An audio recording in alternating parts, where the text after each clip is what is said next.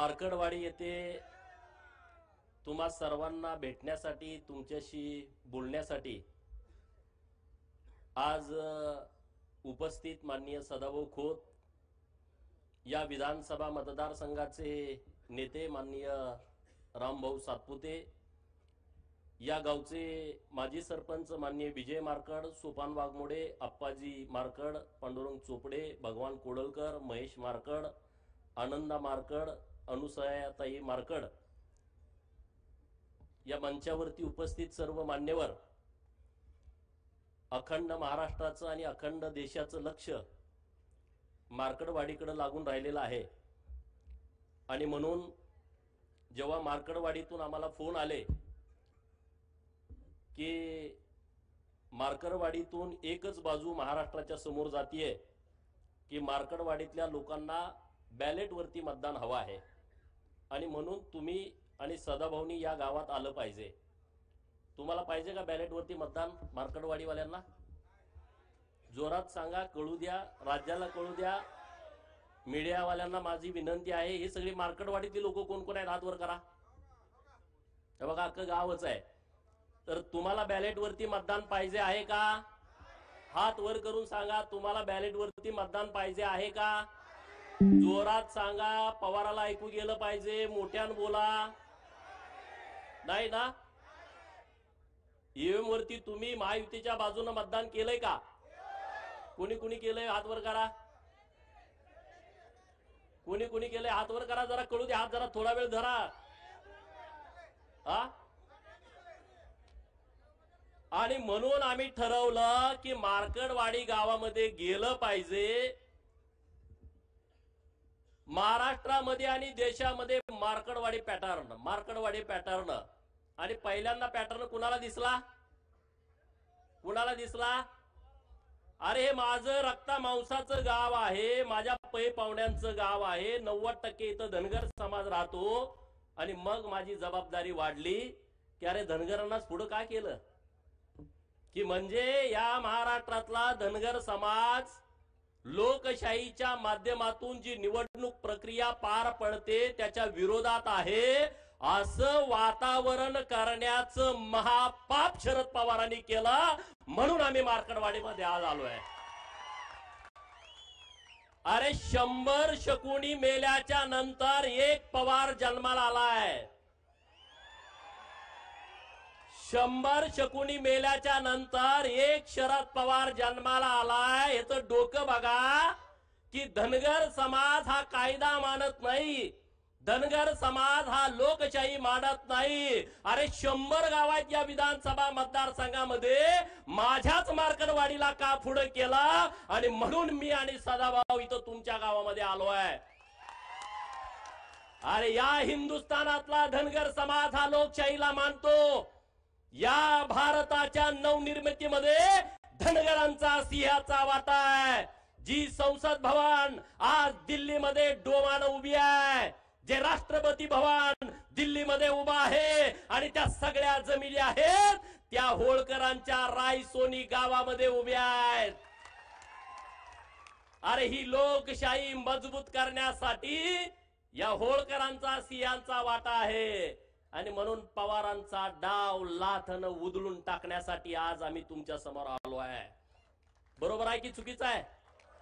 हा का रे बाबा, पहिल्यांदा आम्ही राजीनामा देणार, दे की तुझ्या लेकीचा, दे लेकीचा राजीनामा। 4-5 महिन्यापूर्वी लोकसभेच्या निवडणुका झाल्या, 1 लाख 1.5 लाखांना निवडून आली आहे।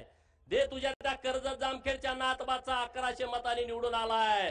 दे त्या जयंत पाटलाचा, परवा आला होता ना जयंत पाटील इथं, तोंडावरती साथी आसरा घेऊन आला होता ना, दिसायला देखना, राजबिंडा, तितकाच कपटी, तितकाच नीच, तितकाच जातीवादी। दे ना त्याचा राजीनामा, या तिघांचा राजीनामा द्या आणि हे ईव्हीएमचं आंदोलन सुरू करा। आणि राहुल गांधींनी त्यांनी स्वतःचा आणि त्याच्या बहिणीचा देऊ दे ना राजीनामा आणि मग या आंदोलनामध्ये येऊ दे ना। बरोबर आहे की चुकीचं आहे? बरोबर आहे काय चुकीचं आहे? अरे एका आमच्या आनंदराव देवकाते साहेबांनी राजीनामा दिला, अजूनपर्यंत त्या घराला आमदारकी मिळाली का सांगा? मिळाली?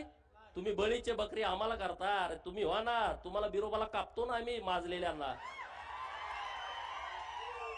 बरोबर ना? आपण बिरोबाला कुणाला कापतो? बोकाड. ते कुठलं बोकाड कापतो? 10-12 बोकड आपल्याला असते, कुणाला कापतो?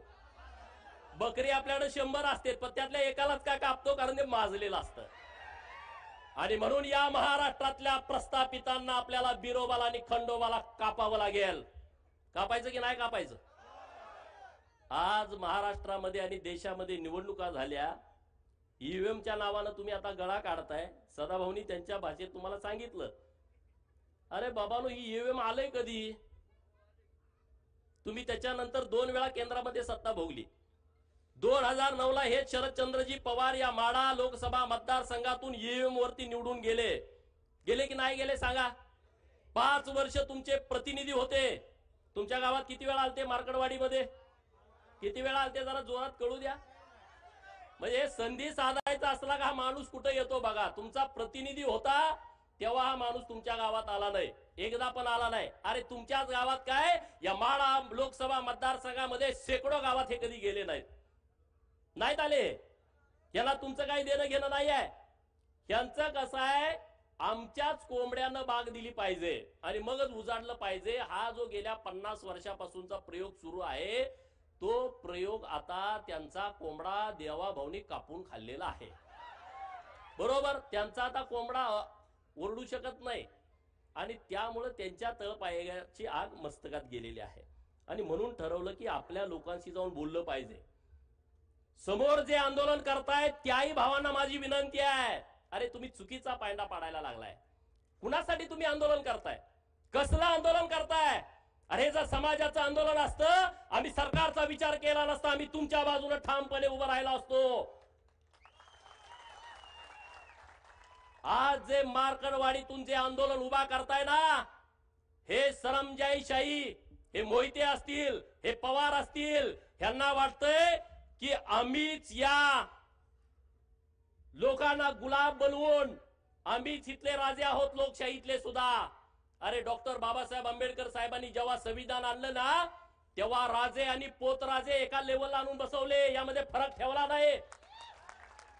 आणि तुम्ही आता लोकशाहीमध्ये गेली अनेक वर्ष या महाराष्ट्राच्या सत्तेमध्ये ठाण मांडून होता आणि आता तुम्ही बाजूला झाल्यानंतर तुम्हाला वाईट वाटतंय. तुमच्या पोटामध्ये कळा उठतेत. तुमच्या पोटात किती जरी कळा उठल्या तर देवाभाऊ नावाचा डॉक्टर आलाय, चुन्याची गोळी देऊन तुम्हाला बरं करताय. तुम्ही आता टेन्शन घेऊ नका. ईव्हीएम वरती घोटाळा होतोय. अरे माझं 2019 ला मी बारामतीमध्ये उभा होतो, माझं डिपॉझिट जप्त झालं, मी भारतीय जनता पार्टीचा उमेदवार होतो. ईव्हीएम मध्ये जर घोटाळा असता तर माझं डिपॉझिट गेलं असतं का? तुम्ही साधा विचार करा. गेलं असतं का सांगा? जरा तरी जवळ आणून चिटकवलं असतं का नसतं? हा, जरा तरी जवळ. अरे 2024च्या लोकसभेमध्ये तुमचे 31 खासदार निवडून आले, तेव्हा ह्यांची स्टेटमेंट काय होती पवारांची? महाराष्ट्राने महायुतीचा सुपडा साफ केला. बघा पेपर काढून, बघा युट्यूब वरती बातम्या काढून. महाराष्ट्राची जनता माफ करणार नाही, त्यांनी तुम्हाला हद्दपार केलं. 4 महिन्यापूर्वी यांची स्टेटमेंट. आणि आता तुम्हाला हद्दपार केलं तर ईव्हीएमच्या मागे पवार दडायला लागले. अरे ईव्हीएम बारकी मशीन आहे, त्याच्या मागे पवारासारखा माणूस दडू शकतो का? पण दडायला लागले. सदाभाऊनी तुम्हाला सांगितलं बॅलेटवरच्या यांना निवडणुका काय पाहिजेत. डॉक्टर बाबासाहेब आंबेडकर साहेब 1952 ला लोकसभेला उभा होते, त्यांचा 14,000 मतांनी पराभव झाला आणि 74,000 मतं त्यांनी बाद केली होती. 74,000 मतं बाद. हे टगे लोक काय करायचे माहिती का? तुमचं बॅलेटवर आहे, दुसरी टिक मारली, बाद झालं. चिठ्ठी गिळून खाल्ली, विषय संपला. चिठ्ठी पळवून नेली, विषय संपला. आता यांना यात हस्तक्षेप करता येत नाही. आज हे मीडियामध्ये काय सांगतायत की अमेरिकेमध्ये सुद्धा ईव्हीएम वापरलं जात नाही. किती खोटं सांगायचं बघा. आज देशामधल्या अनेक राष्ट्रांमध्ये ईव्हीएम वरती निवडणुका होत आहेत. त्यामध्ये अमेरिकेमधले काही राज्य आहेत, त्यामध्ये ऑस्ट्रेलिया आहे, त्यामध्ये बेल्जियम आहे, Bulgaria, Switzerland, Canada, Mexico, Argentina, Brazil, Chile, Peru, Venezuela, Namibia, Nepal, Bhutan, Armenia, शेजारचा आपल्या बांगलादेश. आणि याच्यापेक्षा काय, जो राहुल गांधी तुमच्या गावामध्ये येणार आहे त्याच्या आजोळात इटलीमध्ये सुद्धा ईव्हीएम वरती निवडणुका होत आहेत. राहुल बाबाला माझा सवाल आहे, पहिला आजोळला जा, मामाच्या गावाला जा, जुक जुक जुक जुक आगेन गाडी, धुराच्या रेस्या हवेत काढी, पळती झाडे पाहूया आणि मामाच्या गावाला जाऊया. आमच्या लहानपणी आम्ही म्हणत होतो, तू विमानातनं जा आणि इटलीमध्ये काय ईव्हीएम मधून मतदान होतंय याचा अभ्यास कर ना. किती या देशामध्ये खोटं पसरवायचं. आपल्याकडे एक म्हण आहे, खरं घरातून बाहेर पडेपर्यंत, चप्पल घालूपर्यंत खोटं गावभर हिंडून येतं. खरं घरातून बाहेर पडेपर्यंत, चप्पल घालेपर्यंत खोटं गावभर हिंडून येतं. महाराष्ट्रामध्ये आणि देशामध्ये तसं झालंय. नरेंद्र मोदी साहेबांचं खरं चप्पल घालूच तर राहुल बाबाचं खोटं अकर देशभर पसरतंय. इकडं शरद पवार देवाभाऊचं खरं चप्पल घालूच तर, बाहेर पडूच तर शरद पवारचं खोटा का महाराष्ट्रभर पसरतोय. असं झालं, तसं झालं, अमुक झालं, तमुक झालं. अरे पारावरती गप्पा मारताना पवार साहेब लय खतरनाक माणूस आहे, पवार साहेब माणूस हुशार आहे. अरे आतापर्यंत शरद पवार हा विश्वासघातकी माणूस आहे हे सगळ्या लोकांना माहित होतं. कुणाकुणाला माहित नव्हतं हात वर करा. सगळ्याला माहित, कुणाकुणाला माहित होतं त्याने हात वर करा की शरद पवारांचं संपूर्ण राजकारण हे विश्वासघातावरती अवलंबून आहे. याबद्दल महाराष्ट्रातल्या कुठल्याच माणसाच्या मनामध्ये शंका नव्हती. का होती कुणाच्या मनामध्ये शंका? पण शरद पवार हुशार आहे असं सगळी माणसं म्हणत होती. शरद पवाराला अक्कल जास्त आहे, ती कधी काय करल सांगता येत नाही. हे म्हणणं तुमचं खरं होतं का नाही सांगा. पण मार्कडवाडीच्या